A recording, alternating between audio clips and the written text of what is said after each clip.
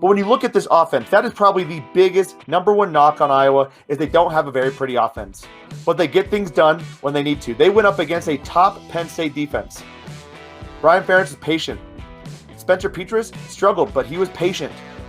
And they picked the exact moment they needed to capitalize on a Penn State defense that was aggressive on play-action plays and had been aggressive all day in blitzing. The one time they chose not to blitz, Iowa attacks and had a very nice route by Nico Reganey. When you look at this offense, so 110th in yards per game, that's with 318, but you haven't factored in the fact that Iowa wins with special teams and strong defensive play. And by special teams, we have Caleb Shudock, who should be in the running for the Lou Groza Award.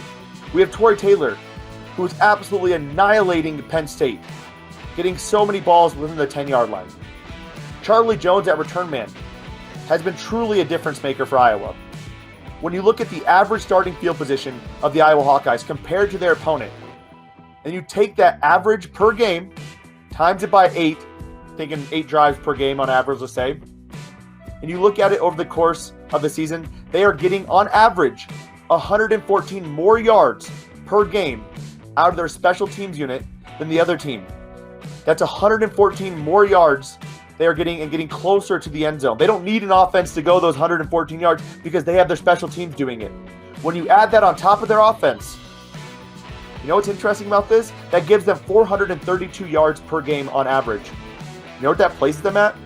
39th. Right behind Georgia, your number one team in the nation.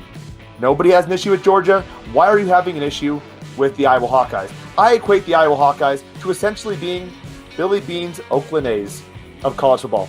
They don't care about hitting home runs. They care about getting on base.